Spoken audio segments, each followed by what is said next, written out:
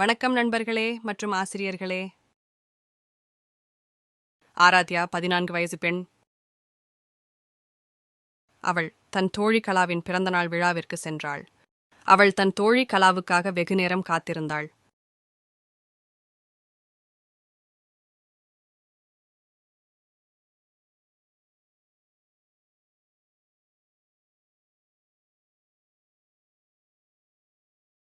அப்பொழுது அவள் அந்த இடத்தை சுற்றி பார்த்துக் கொண்டிருந்தாள்.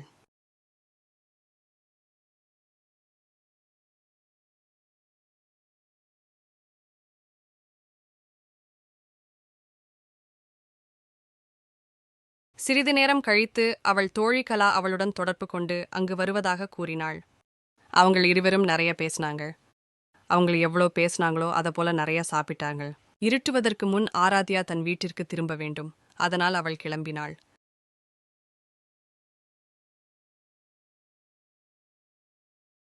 ஆராத்யா வீட்டிற்கு சென்று சாப்பிட்டுவிட்டு தூங்கினாள்.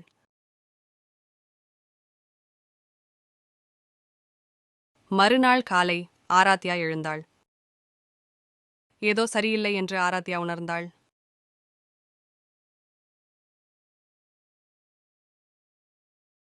அவள் வாந்தி எடுப்பது போல் உணர்ந்தாள். அதனால் அவள் கழிப்பறைக்குச் சென்றாள்.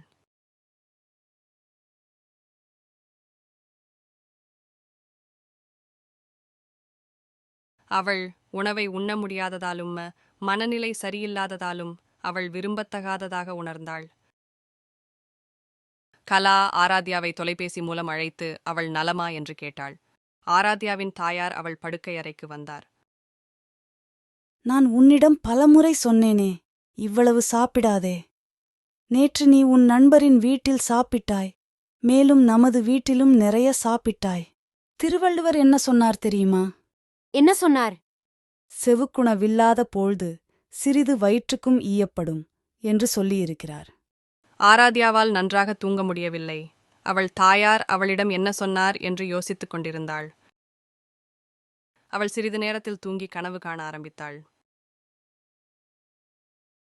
வணக்கம் ஆராத்யா, நான் திருவள்ளுவர். என்னை கவனிக்க மகளே, செவிகுணமான உணவுகளை மிகவும் அதிகமாக சாப்பிடக்கூடாது என்று உன்னை கேளும். அதை பெரிதும் அனுபவிக்கும் என் உடல் கெடுக்கும் போல பிறரை மிகவும் அதிகமாக பேசாமல் இருக்க வேண்டும் என்பது உனக்கும் அனுபவமாகும். மறுநாள் காலை ஆராத்யா நம்பிக்கை இல்லாமல் எழுந்தாள்.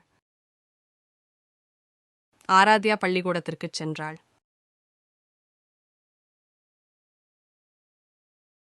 அவளது வகுப்பறையில் அவளது ஆசிரியர் திருமதி பிரியா ஆராத்யாவை கூப்பிட்டு ஒரு கூறலை கூற சொன்னார்.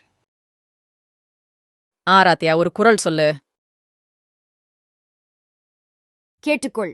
செவுக்குணவில்லாத பொழுது சிறிது வயிற்றுக்கும் ஈயப்படும் என்ற குறள் ஒருவரை விவாதிக்கும்போது அதை பெரிதும் அனுபவிக்கும் நம் உடல் கெடுக்கும் போல பிறரை மிகவும் அதிகமாக பேசாமல் இருக்க வேண்டும். இது உங்கள் செருப்படிக்குச் செல்லும் ஒரு விளக்கமாகும் என்று குறளை திருவள்ளுவர் சொல்கிறார்கள். நன்றி நண்பர்களே மற்றும் ஆசிரியர்களே.